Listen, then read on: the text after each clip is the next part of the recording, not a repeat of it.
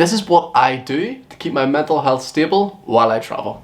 Whenever you travel and you have mental health issues, it is inevitable that you're going to have a bad day. It is not the end of the world though, because I have plenty of tools that I use to prevent me from getting into this bad state. So let's go through these together. Number 1 then is journaling. I like to journal every day. You know, I journaled every day for 2 years, and journaling has been a vital part of my recovery. Now, I don't journal every day as much as I would like to, but whenever I'm feeling overwhelmed, I still always, the first thing I do is go pen to paper. Now, what do I write in my journal? Well, sounds cliche, but I write everything that is in my head. Just every single thought that is in my head, especially the ones that are on repeat, you know, the ones that are stuck inside of your head, I write them all down. Another tool that I use within journaling is the 5-minute journal. If you've been watching my videos, then you know I highly recommend the 5-minute journal. What the 5-minute journal is, very quickly, is just simply write what went well today, and then what went better today, and then what is one lesson that I learnt that day. It is so beneficial, check it out. Other practices that I use then is the likes of CBT. Yeah, some hoovering. If you would like to learn how to use CBT within your life, check out Blind Boy's podcast. I will add a link in the description. Number 2 then is exercise. Exercise is so fucking important for us. I cannot reiterate this enough. Why it is so important is because we are animals. We are made to move. You know, all of our ancestors, going back to the very first human ever, would have spent all day outside pretty much. The only time they would have gone inside is for shelter, you know, to sleep, to rest, to have sex, have some funky time. Know what I mean? And now, it is so common for people to spend all day inside. And this is fucking terrible for you. Not only because of the vitamin D, but because you're not moving. And so quite often whenever your mind is going super fast and you're not having complete control over your thoughts, it's because your body needs to move. Your mind is crying out for help.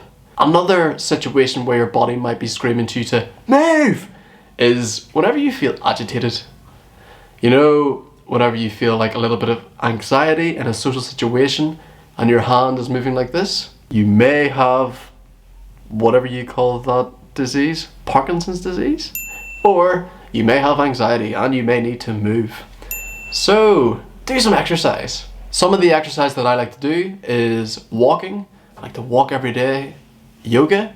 I like to stretch every day, and usually that's in the form of yoga or qigong. I like to do basic calisthenics, you know, like push-ups, pull-ups, all that jazz. And if it's possible, I like to go swimming.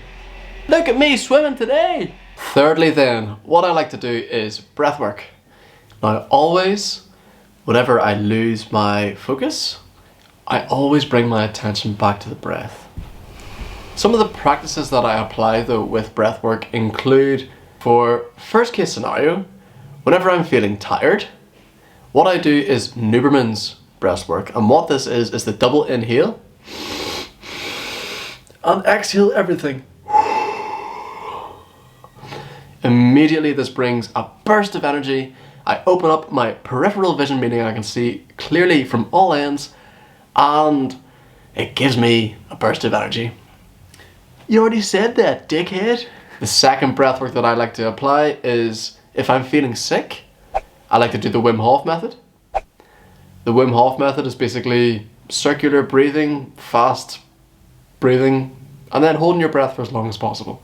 And thirdly, the breathwork that I like to do is meditation. Now, to go deeper into meditation, I know I speak about it a lot, but the breathwork that I use for meditation is breathing out for longer than I breathe in. I do a body scan. And finally, I listen to my heart beat.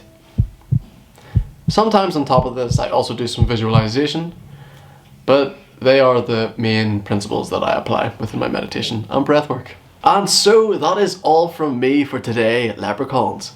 Thank fuck, because I do not have much time to talk with the cleaning going on, and I've got a lot of shit to do today. But yes, a final thing that I apply is fear setting.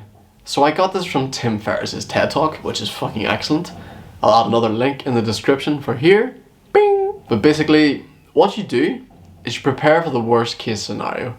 So that if the worst case scenario happens, you don't have that fear around it because you will already know what to do if the time comes. And so, for example, whenever I came to this town, which is Nazaré in Portugal, which is fucking beautiful, beautiful, beautiful. Whenever I came to this town, which is Nazaré in Portugal, which is fucking beautiful, here's some videos of it. I planned for a full 2 hours on how to get here because it's quite a difficult place to get to in the winter. There's not that many trains running, and it led to me walking 6 kilometers in the rain, which I fucking loved, but I know that a lot of other people would not have enjoyed that as much, but I was prepared, and that's why I enjoyed it so much. In fact, I actually planned it. The rain was not planned, but yes, the walk was. And so that's all from me, leprechauns. Thank you so much for the support that you continually give me. I love you all.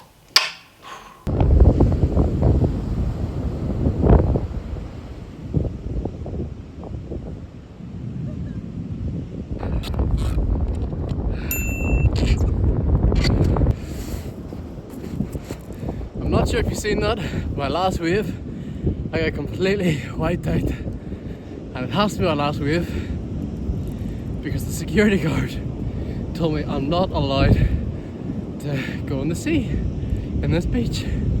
What the fuck? So that's the end of today.